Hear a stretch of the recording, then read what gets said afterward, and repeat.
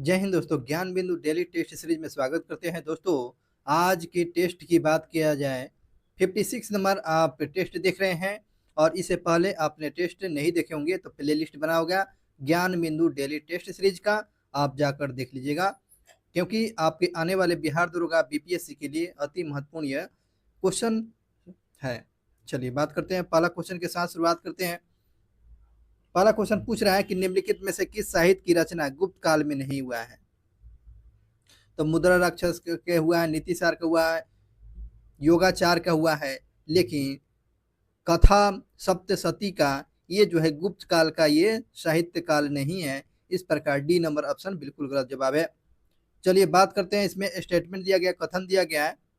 तो इसमें बोल रहा है कि बौद्ध धर्म मूलतः अनिश्वरवाद था, मतलब कि ईश्वर की इसमें मान्यता नहीं थी और इसमें आत्मा की परिकल्पना नहीं है। बोला गया इसमें कोई आत्मा नहीं होता है, ना ईश्वर होती है। दूसरी बात इसमें कही गई है कि इसमें पुनर्जन्म की मान्यता है। तो बताएंगे इसमें क्या सही जवाब होगा। इसमें जो है पुनर्जन्म की मान्यता भी नहीं है।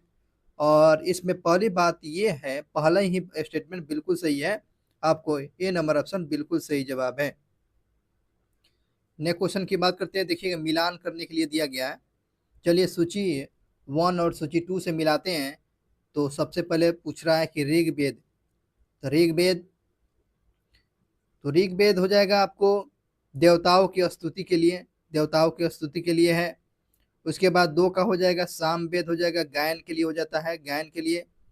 और यजुर्वेद हो जाता है दोस्तों 3 का हो जाएगा 4, 3 का हो जाएगा 2 हो जाएगा, 3 का हो जाएगा आपको यजुर्वेद होता है ऋचाओं और कर्म कांड से संबंधित है, ऋचाएं और कर्म कांड से संबंधित है यजुर्वेद का। और अथर्ववेद में होता है जो जादू टोना ये सब चीजें होता है। इसमें आपको व्याधियों के निवारण या मंत्र तंत्र की जानकारी हमें अथर्ववेद से मिलती है। इस प्रकार जो है सी नंबर ऑप्शन बिल्कुल सही जवाब दिया गया है। दोस्तों, अगले क्वेश्चन की बात करते हैं। अगला क्वेश्चन पूछ रहा है अकबर के दरबार में, ठीक है, अकबर के दरबार में बताइएगा सुलेखकार मानी कि सुंदर लिखने वाला प्रसिद्ध नाम जो है जिसी को बोलते हैं सुलेखकार, और जिसको जरी कलम को उपाधि दिया। कौन सा उपाधि दोस्तों? जरी कलम या स्वर्ण कलम के नाम से उनको जाना जाता था, सम्मानित किया गया था।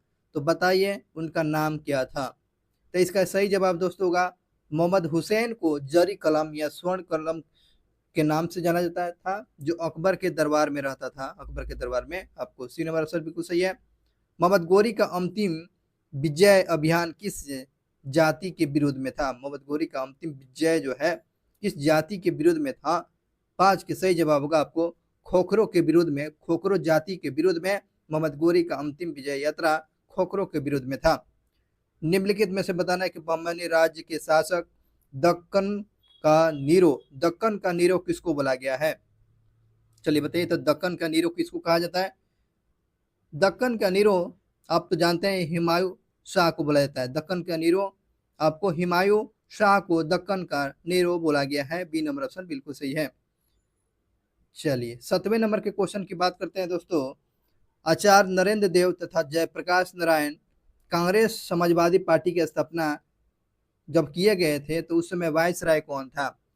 जब आचार्य नरेंद्र देव और जयप्रकाश नारायण के द्वारा कांग्रेस समाजवादी पार्टी की स्थापना जब किया गया था दोस्तों, तो उसमें पूछ रहा है कि वाइस राय कौन था। बताइए वाइस राय कौन था? 7 का सही जवाब होगा C number option Lord Wellington के समय में ये आपको कांग्रेस समाजवादी पार्टी की स्थापना आचार्य नरेंद्र देव और जयप्रकाश नारायण के द्वारा किया गया था। अगले क्वेश्चन की बात करते हैं। कांग्रेस के लोग पदों के भूखे रणनीतिज्ञ हैं, यह किसका स्टेटमेंट है दोस्तों? यह बंकिम चंद्र चटर्जी का स्टेटमेंट है। कांग्रेस के लोग पदों के भूखे और रणनीतिज्ञ है, ये आपको बी नंबर ऑप्शन बिल्कुल सही जवाब होगा। लैंड होल्डर सोसाइटी की स्थापना किसके कल्याण के लिए किया गया था? लैंड होल्डर सोसाइटी की स्थापना जो किया गया था जमींदारों के लिए किया गया था।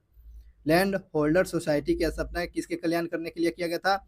जमींदारों के लिए किया गया था। ए नंबर ऑप्शन बिल्कुल सही जवाब है। अगले क्वेश्चन की बात किया जाए, राष्ट्रीय आंदोलन की अवधि में जिस घटना में मतभेद के बीज बोए गए और अंततः देश का विभाजन हो जाता है, कहने का मतलब सिंपल सी बात बताइए कि वह कौन सी एक घटना जो था जो आपको देश विभाजन का बीजारोपण हो जाता है और वही जो बीजारोपण आगे चलकर हमारा देश विभाजन होता है। तो ये जो होता है दोस्तों, 10 का सही जवाब होता है। 10 का हो जाता है आपको मुस्लिम लीग की स्थापना ही, मुस्लिम लीग की स्थापना ही आपको यहाँ से बीजारोपण पाकिस्तान की हो जाता है। नेक्स्ट क्वेश्चन की बात किया जाए, निम्नलिखित में से किसने 23 फरवरी 1946 में रॉयल नेवी, इंडियन नेवी के विद्रोहियों को आत्मसमर्पण करने के लिए क्या किया था, राजी किया था, यानी मना लिया गया था। 23 मार्च 1946 को रॉयल नेवी जो था, इंडियन नेवी जो था, विद्रोह कर रहे थे और इनको शांत कराने के लिए कौन राजी किया था? तो वल्लभ भाई पटेल साहब और मोहम्मद अली जिन्ना ने इसका विद्रोहियों का आंदोलन समाप्त कराए हुए थे। अगले क्वेश्चन की बात करते हैं, सर्वप्रथम किसने 1857 के विद्रोह के तुरंत बाद इसे एक राष्ट्रीय आंदोलन की संज्ञा प्रदान किया था? 1857 की क्रांति को किसने आपको राष्ट्रीय विद्रोह बोला है दोस्तों? तो बेंजामिन डिजराइली के द्वारा बोला गया है, राष्ट्रीय विद्रोह बोला है आपको, डिजराइली के द्वारा बोला गया। ये नंबर ऑप्शन बिल्कुल सही है। अगले क्वेश्चन की बात करते हैं दोस्तों, निम्नलिखित में से कौन सा कथन जो है पूना पैक्ट, तो आप तो जानते हैं दोस्तों कि कब हुआ था, 24 सितंबर को हुआ था। 24 सितंबर को पूना पैक्ट में हुआ था और 1932 में हुआ था। अम्बेडकर जी और महात्मा गांधी के बीच में पूना पैक्ट हुआ था। इसमें जो है कौन सा सुलेमित नहीं है, बात किया गया है, सुलेमित इसमें से नहीं है। सरकारी नौकरी में दलितों को सुनिश्चित प्रतिनिधित्व की बात किया गया था, बिल्कुल ये बात नहीं किया गया था, यही तो बिल्कुल गलत था। क्या बात किया गया था? प्रांतीय विधानमंडल में दलित वर्गों के लिए स्थानों पर रिजर्वेशन दे दिया जाए, बिल्कुल सही बात था। केंद्रीय विधानमंडल में दलित वर्गों के लिए स्थानों का आरक्षण की बात किया गया था, बिल्कुल सही है। संयुक्त निर्वाचक मंडल में पद्धति को स्वीकृत किया गया था, ये तीनों बात सही था, लेकिन नौकरी की बात नहीं किया गया था। ए नंबर ऑप्शन बिल्कुल गलत था पूना पैक्ट का। क्वेश्चन पूछ रहा है, बाल गंगाधर तिलक से संबंधित नीचे दिए गए कथनों पर विचार करना है। बात करते हैं उन्होंने, बाल गंगाधर तिलक ने केसरी नामक समाचार पत्र निकाले हुए थे, हाँ भैया बिल्कुल निकाले हुए थे। और महाराष्ट्र में उसे शिव महोत्सव और गणेश महोत्सव भी शुरू किए थे तिलक ने, बिल्कुल सही बात है। 1996 और 97 के दौरान उन्होंने महाराष्ट्र में कर न चुकाने के लिए आंदोलन किया था। हाँ भैया बिल्कुल बात सही है, तीनों बिल्कुल सही जवाब है, तीनों इसमें से स्टेटमेंट बिल्कुल सही है। 14 का डी नंबर ऑप्शन बिल्कुल सही जवाब है। 15 नंबर क्वेश्चन पूछे जा रहे हैं, ध्यान दीजिएगा। महात्मा गांधी के द्वारा व्यक्तिगत सत्याग्रह आंदोलन के तीसरे सत्याग्रह पूछ रहा है। तो तीसरे सत्याग्रह आपको ब्रह्मदत्त थे, प्रथम विनोबा भावे, दूसरे आपको जवाहरलाल नेहरू थे, तो इस बात को याद रखेंगे। दूसरे पूछ रहा है, तीसरे पूछ रहा है तो ब्रह्मदत्त थे, दूसरे पूछेगा तो नेहरू जी, प्रथम पूछेगा विनोबा भावे। शारदा अधिनियम, तो ये शारदा अधिनियम जो है बालिकाओं के विवाह से संबंधित है, ये कब आता है? 1929 में आता है। 1929 में सती प्रथा के अंत भी किया गया था, ठीक है ना, लॉर्ड विलियम बेंटिंग के द्वारा ईश्वरचंद के प्रयास से किया गया था, ये भी बात याद रखेंगे। लेकिन शारदा एक्ट में लड़कियों और लड़कों का विवाह की उम्र कितना तय किया गया था? तो लड़की को उम्र कितना, 14 वर्ष, और लड़कों का उम्र जो है आपको 18 वर्ष कर दिया गया था। लेकिन वर्तमान समय में यह उम्र सीमा को 21 वर्ष कर दिया गया है, ये बात ध्यान रखेंगे। लेकिन शारदा की बात पूछा गया था, इस बात को याद रखिएगा। ब्रह्म समाज के इंग्लैंड जाने के बाद राजा राम मोहन राय को इंग्लैंड जाने के पश्चात उनके ब्रह्म समाज की बागडोर किसने संभाला था दोस्तों? जब राजा राम मोहन राय जब इंग्लैंड चले जाते हैं और उनका मृत्यु भी आपको ब्रिस्टल में हो जाती है मस्तिष्क बीमारी के चलते, और ब्रिस्बेन में हो जाती है, और जब ये चले जाते हैं इंग्लैंड तो ब्रह्म समाज का बागडोर किसने संभाला हुआ था? तो यही क्वेश्चन पूछ रहा है, तो इसका सही जवाब होगा देवेंद्र नाथ टैगोर ने इनका आज ब्रह्म समाज की बागडोर संभाले हुए थे देवेंद्र नाथ टैगोर। बी नंबर असल बिल्कुल सही जवाब है। समानतः विधानमंडल की ऊपरी सदन के सदस्य की कुल संख्या निचले सदस्यों की कितनी होनी चाहिए?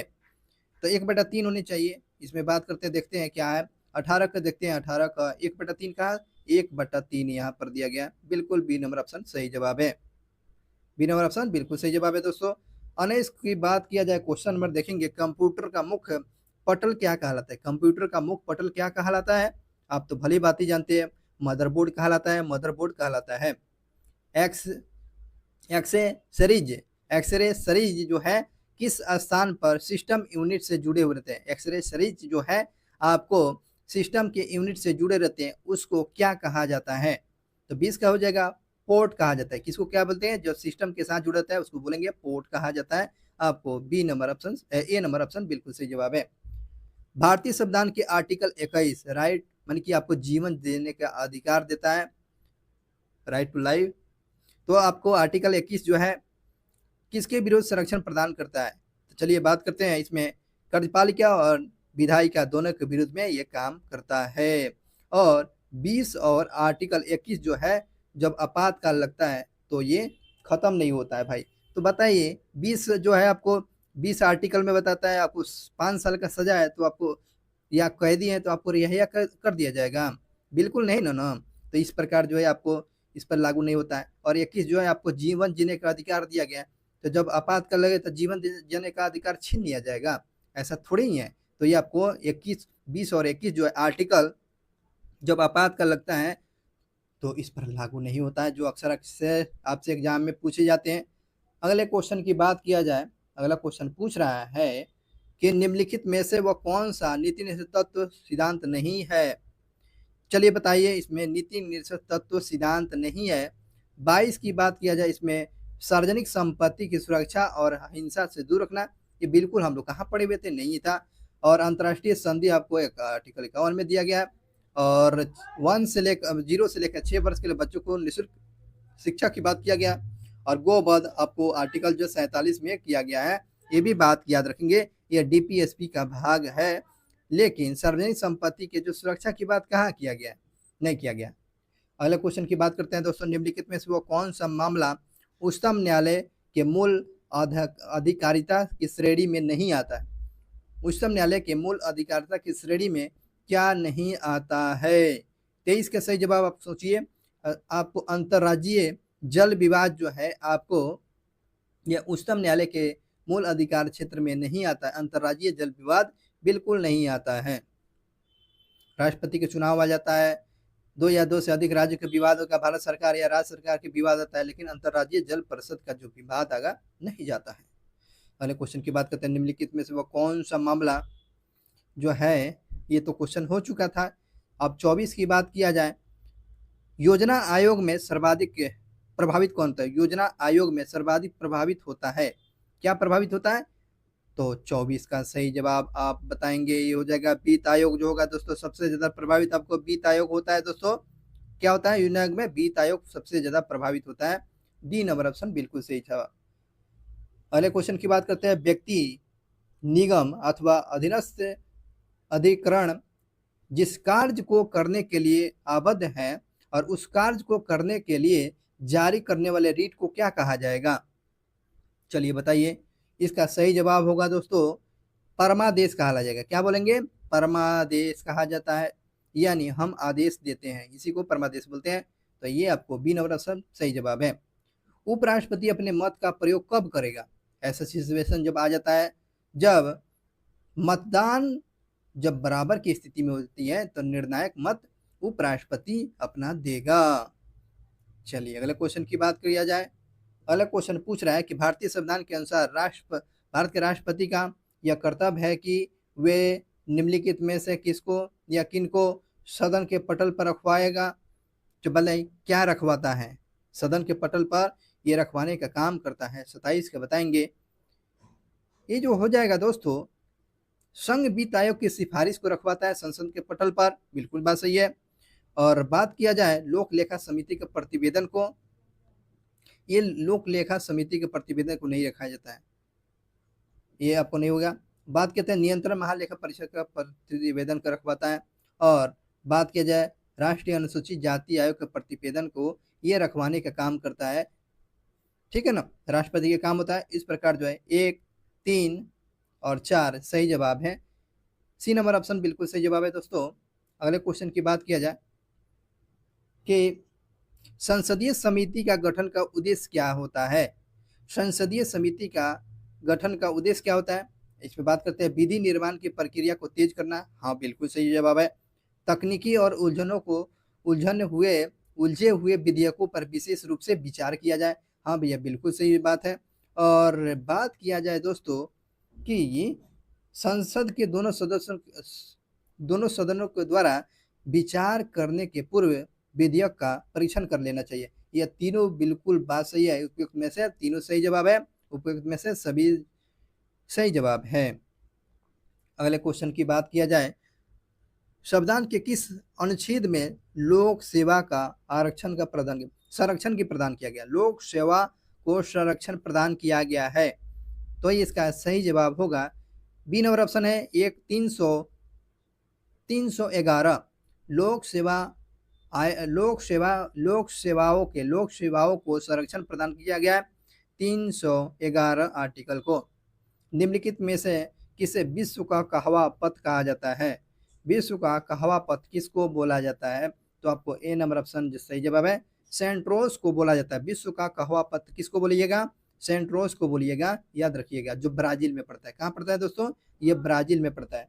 अगले क्वेश्चन पर आइए, जलमग्न कैनियल सर्वाधिक संख्या में किस महासागर में होता है? जलमग्न कैनियल जो है सर्वाधिक किस महासागर में आपको देखने को मिलेगा? 31 का हो जाएगा आपको प्रशांत महासागर में एक कैनाल जो सबसे ज्यादा देखने को मिलेगा। जलमग्न जो है कैनाल सबसे ज्यादा प्रशांत महासागर में देखने को मिलता है। रॉकी पर्वत के पूर्वी ढलानों से उतरने वाली हवा को संयुक्त राज्य अमेरिका और कनाडा में क्या कहा जाएगा? जो रॉकी पर्वत से जो है ढलानों से जब हवा उतरती है ना, उसको संयुक्त राज्य अमेरिका और कनाडा में क्या कहिएगा? कनाडा में कहा जाएगा इसको 32 का सही जवाब होगा चिनूक कहा जाएगा। चिनूक कहा जाएगा जब ये हवा रॉकी पर्वतों से उतरते हुए आपको अमेरिका और कनाडा में जाएगा, ये चिनूक हवा के रूप में जाना जाता है। भूकंप को मापने में प्रयुक्त तीव्रता के पैमानों की सीमा क्या होती है? भूकंप की तीव्रता की मापने की तीव्रता की पैमाना क्या होगा दोस्तों? तो बताइए, इसका सही जवाब 33 का हो जाएगा डी नंबर ऑप्शन। एक स्केल 1 से लेकर 12 स्केल तक पैमाना का जो निर्धारित किया गया स्केल 1 से लेकर 12 स्केल तक होता है। नेक्स्ट क्वेश्चन की बात किया जाए, आइए अगले क्वेश्चन की बात किया जाए, निम्नलिखित में से वह कौन सा कथन असत्य है? इसमें असत्य की बात किया जा रहा है, तो इसमें जो है भारत का क्षेत्रफल 29.3% है, पर्वतीय क्षेत्र है, बिल्कुल बात सही है। 29.3 जो है पर्वतीय क्षेत्र है। पठारी की बात किया जाए दोस्तों तो आपको 27.7 है, और मैदानी भाग की बात किया जाए दोस्तों, मैदानी भाग की बात किया जाए तो इसका सही जवाब क्या हो जाएगा? 34 का हो जाएगा आपको सी नंबर ऑप्शन होगा 43% है। ये 48% नहीं है, 43%। कितना परसेंट है दोस्तों? 43% है। आपको सी नंबर ऑप्शन बिल्कुल गलत दिया गया। भारत का अक्षांशीय विस्तार 8 डिग्री 4 मिनट उत्तरी अक्षांश से लेकर 37 डिग्री 6 मिनट उत्तरी अक्षांश में यह विस्तार है। इस प्रकार जो है सी नंबर ऑप्शन बिल्कुल गलत दिया गया है। इसमें 43% भाग पर जो है आपको मैदानी भाग है, इसको सुधार कीजिएगा। अगले क्वेश्चन पर आइए, भारत की सबसे लंबी नदी जिसका उद्गम मुहाना दोनों भारतीय क्षेत्र में देखने को मिलता है। भारत की सबसे लंबी जो नदी है उसका उद्गम और मुहाना दोनों भारतीय क्षेत्र में अवस्थित है, तो कौन है दोस्तों? तो ये इसका सही जवाब है गोदावरी है दोस्तों, गोदावरी है, जिसका मुहाना भी और उद्गम स्थल भी भारत में है। वह कौन सा एक कृत्रिम झील है? कृत्रिम झील का उदाहरण पूछ रहा है, इसमें से क्या हो जाएगा? और कोडाई कनाल हो गया। कोडाई कनाल जो झील जो है आपको, कोडाई कनाल आपको कृत्रिम झील है, याद रखेंगे। कोडाई कनाल कैसा झील है? तो ये कृत्रिम झील है, कृत्रिम झील। अगले क्वेश्चन की बात किया जाए, लेटराइट मिट्टी के संदर्भ में पूछ रहा है कौन सा इसमें असत्य है? तो ये समानता अधिक वर्षा वाले क्षेत्र में पाया जाता है, बिल्कुल सही बात है। यह मिट्टी क्षारीय होती है, लेटराइट मिट्टी क्षारीय होती है? बिल्कुल नहीं होती है, नो नो, ये नहीं होती है, ये बी नंबर ऑप्शन गलती है। और इस मिट्टी में मोटे अनाज की खेती की जाती है, बिल्कुल सही है। और चाय की खेती के लिए ये प्रयुक्त होता है, इसमें बी नंबर ऑप्शन बिल्कुल गलत दिया गया, इसको सुधार करना है। आगे बढ़ते हैं, संपूर्ण क्रांति जो ट्रेन है, कौन क्रांति? जो संपूर्ण क्रांति कहाँ से कहाँ तक चलती है? बताइए, संपूर्ण क्रांति ये इसका सफर करना होगा तो कहाँ से कहाँ तक जाएगी? तो आपको दिल्ली से बेंगलुरु तक जाएगी, दिल्ली से बेंगलुरु ये संपूर्ण क्रांति चलती है। अगले क्वेश्चन की बात करते हैं, भारत में करेवा करेवा के रूप में जाने जाने वाली हिमानी वेदिकाएं निम्नलिखित में से कहाँ मिलती है? करेवा के रूप में जाने जाने हिमानी ये वेदिकाएं कहाँ देखने को मिलेगी? चलिए बताइए, तो ये वेदिका कहाँ देखने को मिलेगा? तो इसका सही जवाब है दोस्तों झेलम की घाटियां में, झेलम की घाटियां में देखने को मिलेगा। निम्नलिखित में से किस समिति ने पंचायतों को सीमित सीमित राजस्व शक्तियां प्रदान करने और पंचायती राज वित्त निगमों की स्थापना की अनुशंसा कर दिया था? तो अब बताइए, ये ऐसा प्रावधान कौन सोचा हुआ था? ये सोचा हुआ था कि संथानन समिति ने सोचा हुआ था। क्या सोचा हुआ था? पंचायत के समिति राजस्व शक्तियां प्रदान कर दिया जाए और पंचायती राजस्व निगमों की स्थापना कर दिया जाए। ये संथानन समिति की सोच था। आगे बढ़िए। राफा राफा जनजाति पूछ रहा है। कौन सी जनजाति?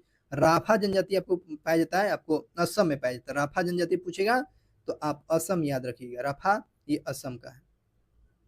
नेक्स्ट क्वेश्चन की बात करते हैं। निम्नलिखित में से कौन सा बाघ अभयारण्य महाराष्ट्र में नहीं है? तो ये आप तो यहाँ पर मेलघाट तो है और सिहाद्री तो है, नवेगांव नागजीरा है, लेकिन तंदेली अंशी ये कर्नाटक में है। कहाँ पर है दोस्तों? ये कर्नाटक में है दोस्तों। इसमें आपको सी नंबर आपको बिल्कुल नहीं हो जाएगा।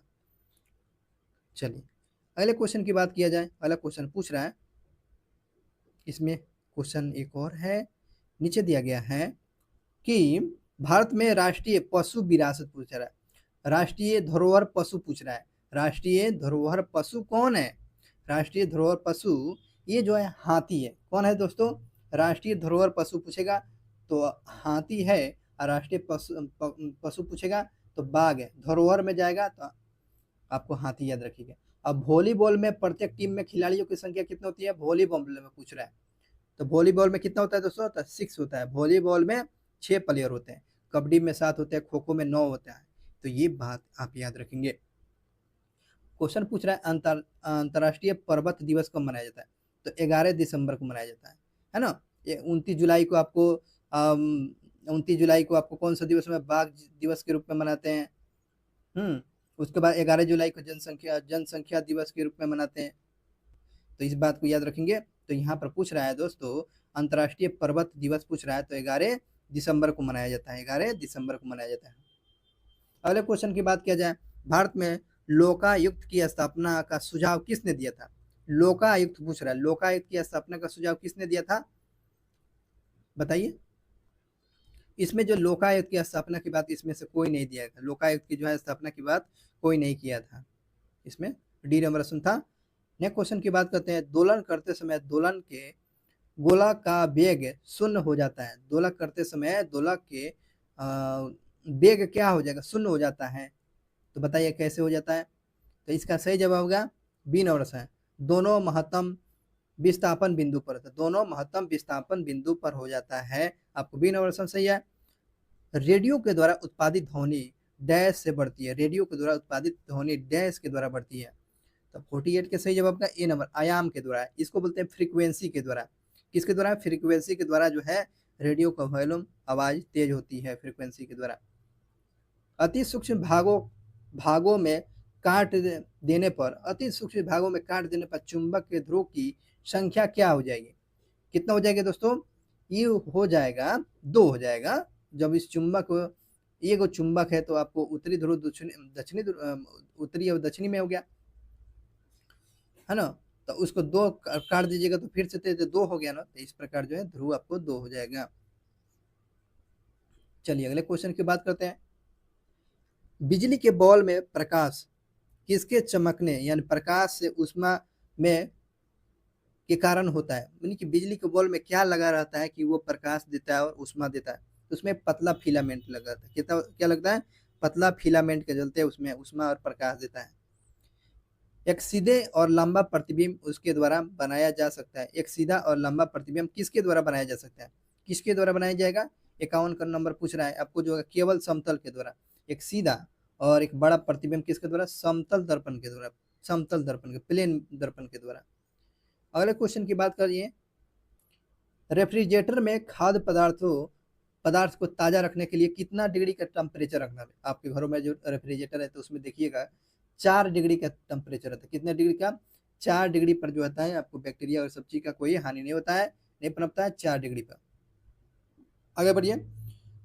जब आप एक क्वाइल स्प्रिंग को कंप्रेस्ड करते हैं, मतलब कि उसको कंप्रेस करते हैं, तो आप उस पर काम करते हैं कैसा काम करेंगे? तो प्रत्याशित ऊर्जा डैश होता है, प्रत्याशित ऊर्जा क्या हो जाएगी? तो ये ऊर्जा हो जाती है दोस्तों, ये बढ़ जाएगी। प्रत्याशित ऊर्जा क्या हो जाएगी? जब ये आपको जो है, ये आपको जो है स्प्रिंग हो गया, और जब इस स्प्रिंग को जो है क्या कीजिएगा, इसको जो है ऐसे कंप्रेस कर दीजिएगा यहाँ तक, एक ये स्प्रिंग जो है, और स्प्रिंग को यहाँ तक, इसको मोड़ कर यहाँ तक कंप्रेस कर दिया, तो इसका प्रत्यक्षता क्या होगी? बढ़ जाएगी। ठीक है, आपको D number C number option सही है। अमोनिया में एन और एच के द्रव्यमान हमेशा अनुपात में होता है। कितने अनुपात में होता है?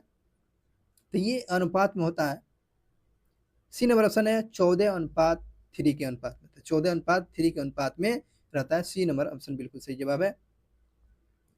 चलिए अगले क्वेश्चन की बात किया जाए।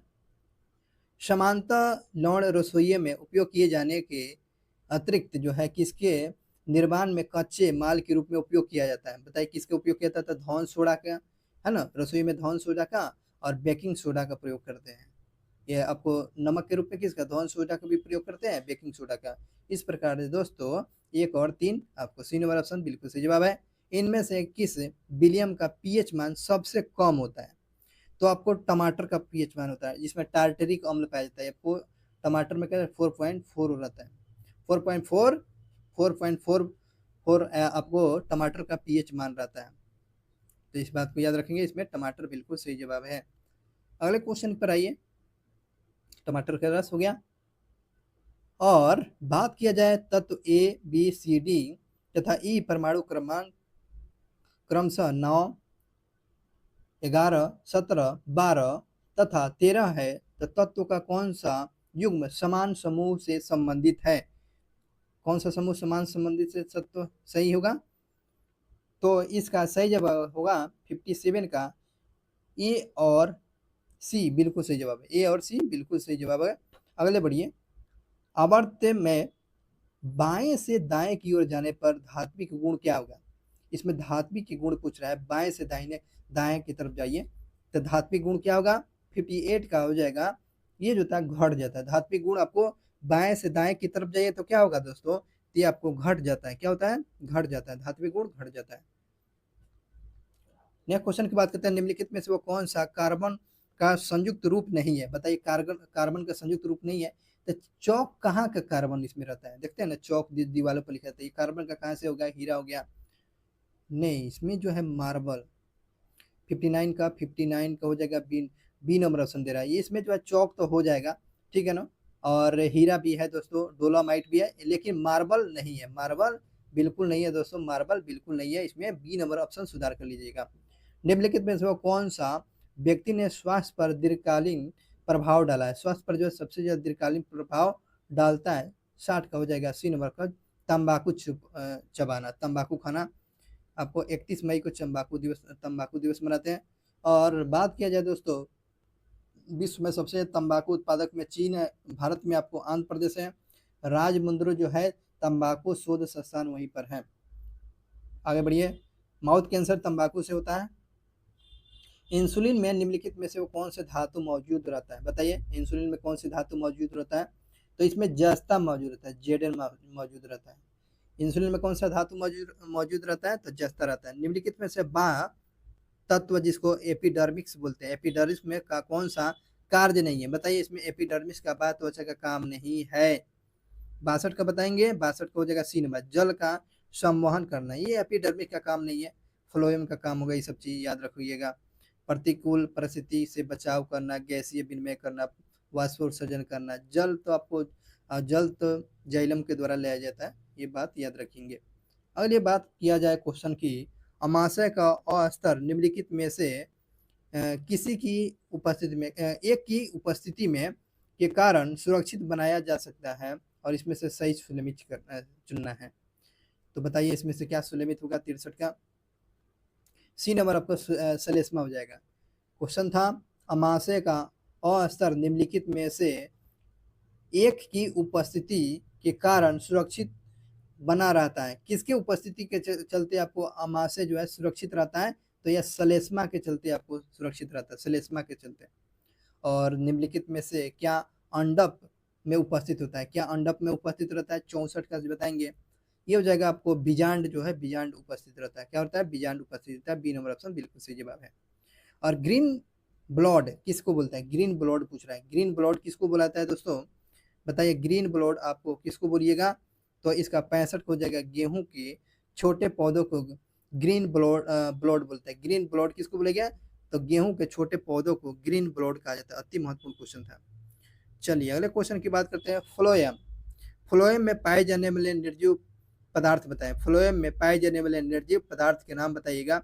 66 का सही जवाब ए नंबर का सहचर कोशिकाएं। सहचर कोशिकाएं जो है आपको फ्लोएम में पाए जाने वाले निर्जीव पदार्थ हो गया सहचर कोशिकाएं। ए नंबर ऑप्शन बिल्कुल सही है। मंगोलों के संबंध में यासा क्या है? मंगोलों के संबंध में क्वेश्चन पूछा गया, यासा क्या है? तो ये जो है दोस्तों, मंगोल जनजाति की परंपरा प्रथाओं का संकलन, ये आपको यासा कहा जाता है। सी नंबर ऑप्शन बिल्कुल सही है। ब्रिटेन ने संयुक्त राज्य अमेरिका को एक स्वतंत्र देश के रूप में कब मान्यता दिया? ये आपको अंग्रेज जो आपको ब्रिटेन पर भी शासन किया था, तो अमेरिका को कब आजाद दे देता है, कब मान्यता देश के रूप में दे देता है? 68 का सही जवाब बताइएगा। ये हो जाएगा 1783 में। 1783 में आपको अमेरिका को मान्यता मिल गया, नया देश के रूप में ब्रिटेन ने दे दिया 1783 में। नेक्स्ट क्वेश्चन की बात किया जाए। 1960 में हरित क्रांति किस देश से संबंधित है? 1960 में जो हुआ था, सॉरी अप्रैल क्रांति है, सॉरी ये अप्रैल क्रांति है। 1960 में अप्रैल क्रांति किस देश से संबंधित है? तो बताइए अप्रैल क्रांति किससे संबंधित है? नया क्वेश्चन है। तो अप्रैल क्रांति जो है आपको दक्षिण कोरिया से संबंधित है ना? दक्षिण कोरिया से संबंधित 1960 में ये अप्रैल क्रांति दक्षिण कोरिया से है, दक्षिण कोरिया से, याद रखेंगे। आधुनिकीकरण में कौन शामिल है? तो नवीन प्रौद्योगिकी शामिल है दोस्तों।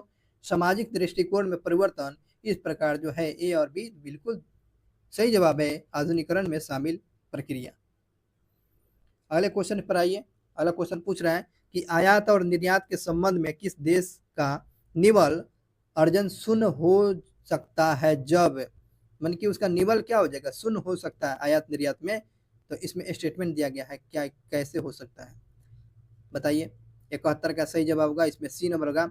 आयात और निर्यात का मूल्य जब समान हो जाता है तो ये अर्जन क्या हो जाएगा? शून्य हो जाएगा, ना उसमें बेनिफिट होगा, ना लाभ होगा, ना हानि होगा। आपको सी नंबर ऑप्शन बिल्कुल सही है। और 1999 में भारत सरकार के द्वारा गठित है ना कौन सा? तापस मजूमदार समिति। तापस मजूमदार समिति ये आपको कब गठित किया गया था? 1999 में तापस मजूमदार समिति गठित किया गया था। किससे संबंधित है तापस मजूमदार ये समिति, किससे संबंधित है? चलिए बताइए। तो ये जो हो गया 72 का सही जवाब बताएंगे। 72 का हो जाएगा शिक्षा से संबंधित है। तापस मजूमदार समिति जो है यह शिक्षा से संबंधित था। बी नंबर ऑप्शन बिल्कुल सही जवाब था। आगे बढ़िए। केंद्रीय कपास अनुसंधान संस्थान कहाँ है? तो केंद्रीय कपास अनुसंधान संस्थान पूछ रहा है, तो ये हो गया नागपुर में दोस्तों। नागपुर में कपास अनुसंधान पूछेगा तो नागपुर में। आइए यहाँ पर स्टेटमेंट दिया गया है, इन स्टेटमेंट पर चर्चा किया जाए। तो इकोनॉमिक हिस्ट्री ऑफ इंडिया पुस्तक के लेखन दादा भाई नौरोजी है। नहीं, ए पॉवर्टी ऑफ इंडिया ये पुस्तक है दादा भाई नौरोजी का। और the India land system of British in rule ये कार्ल मार्क्स, नहीं कार्ल मार्क्स का दास कैपिटल है। कार्ल मार्क्स का कौन सा? Das Kapital. इसमें से दोनों क्वेश्चन गलत है। आपको सी नंबर ऑप्शन बिल्कुल सही जवाब है। अगले क्वेश्चन पर आइए। अगला क्वेश्चन पूछ रहा है, ध्यान देंगे, जैव विविधता को अधिकतम संकट क्या है? जैव विविधता में अधिकतम संकट क्या है? तो बताएंगे जैव विविधता में सबसे अधिक संकट की बात पूछा गया, तो प्राकृतिक निवास और वनस्पतियों को विनाश जो है ये जैव विविधता का सबसे ज्यादा संकट जो है। ये नंबर बिल्कुल सही है। निम्नलिखित में से क्रायो बैंक और एक्सीसीट संरक्षण के लिए कौन सा गैस समानता प्रयोग किया जाता है? क्रायो बैंक एक्सीट संरक्षण में कौन सा गैस का समानता प्रयोग किया जाता है? इसका सही जवाब होगा ए नंबर ऑप्शन होगा, नाइट्रोजन का प्रयोग किया जाता है। किसका? नाइट्रोजन का प्रयोग किया जाता है। चिपको आंदोलन तो आप तो बच्चा क्वेश्चन ये जाना जाता है, सुंदरलाल बहुगुणा के द्वारा शुरू किया गया था और ये वन कटाई से संबंधित है। वन कटाई से चिपको आंदोलन संबंधित है। आइए क्वेश्चन की बात किया जाए। अगले क्वेश्चन, भारत में उप प्रधानमंत्री बनने वाले बिहार से कौन थे? उप प्रधानमंत्री बनने वाले बिहार से पूछ रहा है, तो बाबू जगजीवन राम। और बाबू जगजीवन राम का श्रम मंत्री भी बने हुए थे, लेकिन उप प्रधानमंत्री बनने का सौभाग्य भी आपको जगजीवन राम को भी मिला हुआ था, याद रखेंगे। अगले क्वेश्चन की बात किया जाए, निम्न पर्यटन स्थलों में से कौन सा पटना में अवस्थित नहीं है, पूछ रहा है पटना में नहीं है। अक्षय अक्षय कवट अक्षय कवट जो है वृक्ष जो है आपको पटना में नहीं है। संग्रहालय है, शहीद स्मारक पार्क है, कुम्हार है, लेकिन आपको ए नंबर सब बिल्कुल नहीं है। बिहार के अंतिम बार 7 मार्च 2005 में राष्ट्रपति शासन लागू किया गया था, बिल्कुल सही है।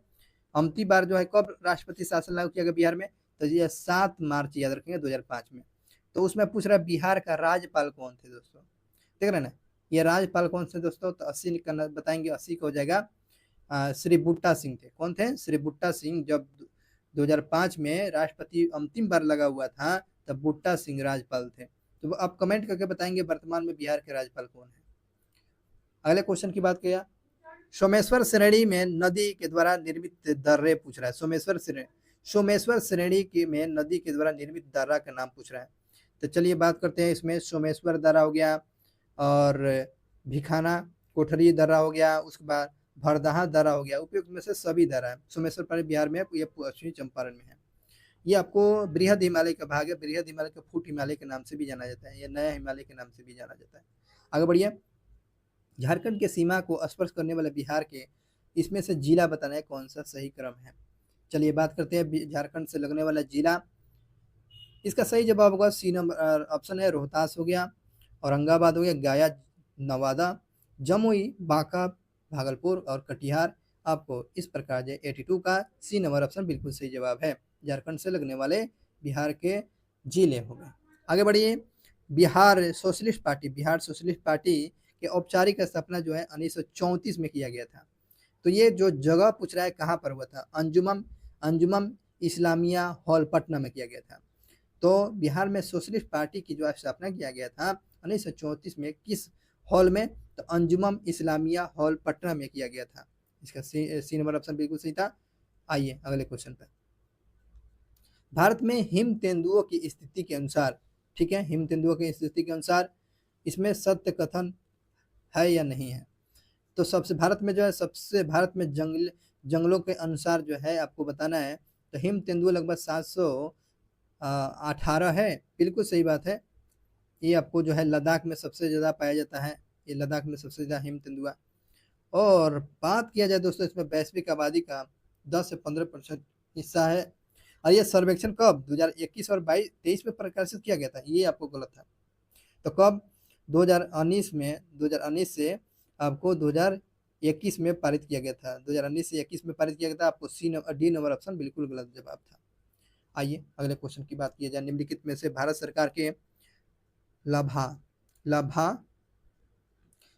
यानी लघु बाढ़ जाति द्रव्यकाय योजना की शुरुआत कौन किया है। तो ये आपको लाभा की शुरुआत किया है उड़ीसा सरकार के द्वारा, लाभा उड़ीसा की सरकार के द्वारा शुरू किया गया। नेक्स्ट क्वेश्चन की बात करते हैं, शीर्ष नियोक्ता संस्थानों में 2024 नियोक्ता के अनुसार भारत के शीर्ष नियोक्ता के रूप में किसके प्रमाणित किया गया, किसको प्रमाणित किया गया है दोस्तों, इसमें शीर्ष नियोक्ता के रूप में किसको प्रमाणित किया गया है।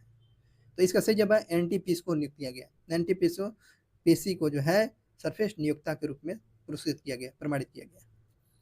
87 की बात किया जाए, हाल ही में किस राज्य में ग्रंथम लिपि कौन सा लिपि, ग्रंथम लिपि में लिखा गया 11वीं शताब्दी की शिलालेख को खोजा गया, ग्रंथम लिपि में खोजा गया शिलालेख 11वीं शताब्दी को, बताएंगे कहाँ पर खोजा गया है।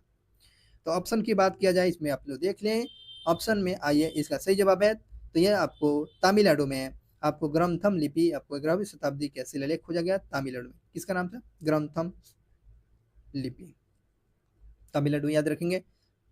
अगले क्वेश्चन की बात करते हैं, भारत की पहली महिला महावत का नाम क्या है, भारत की पहली महिला महावत का नाम बताना है जिसने गणतंत्र दिवस 2024 में प्रतिष्ठित से पद्म श्री से सम्मानित किया। महावत मतलब हाथी चलाई हुई थी, ये जो है गणतंत्र दिवस 2024 में ये महावत जो थी ये हाथी चला रही थी, जिनको पद्म श्री से सम्मानित किया गया, इसका नाम पूछा गया। 88 का सही जवाब बताएंगे, आपको सी नंबर ऑप्शन है पार्वती बरुआ ये महावत जी थी जिनको पद्म श्री से सम्मानित किया, पद्म श्री से सम्मानित किया गया था। शांता कुमार समिति, कौन समिति? शांता कुमार समिति निम्नलिखित में से किससे संबंधित है?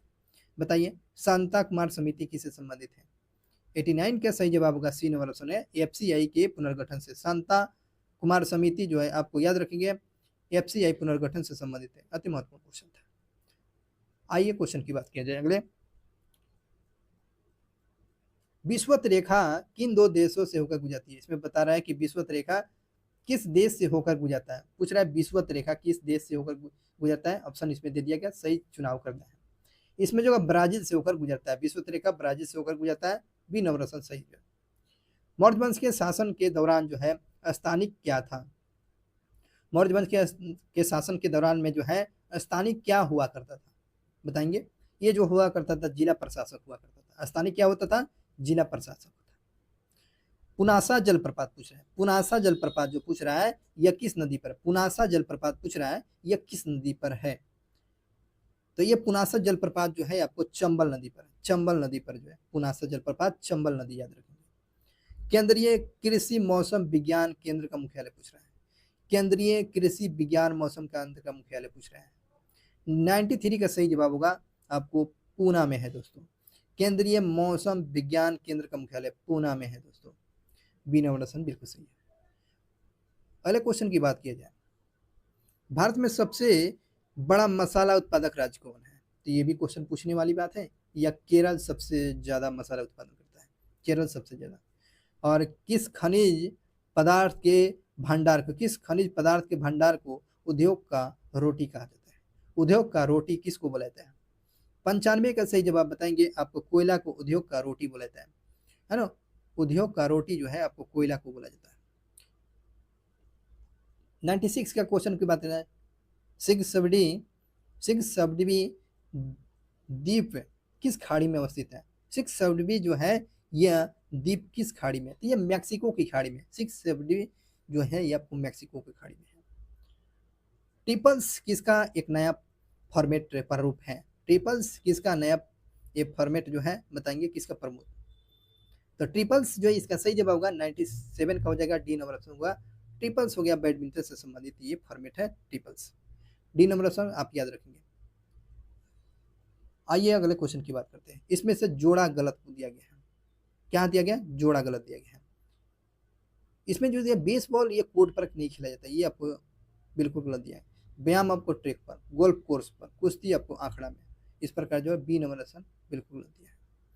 अपनी जाति में विवाह करना, अपनी ही जाति में, अपनी ही जाति में विवाह करना क्या कहलाता है? तो अपने ही जाति में अंत विवाह कहा जाता है, न कि अंतरजातीय। अंतरजातीय मतलब आप अपनी दूसरी जात है और दूसरी लड़की से शादी करना, इसको अंतरजातीय बोलते हैं। अंत विवाह बोलते हैं, अंत विवाह जिसको बोलते हैं। अपने ही जाति में विवाह करना अंत विवाह बोलते हैं। और आज का लास्ट क्वेश्चन है, त्वरित कार्यबल RAF किस अर्धसैनिक का भाग है? RAF जो है त्वरित कार्यबल RAF अर्धसैनिक का बल का भाग है। तो किस अर्धसैनिक का भाग है दोस्तों?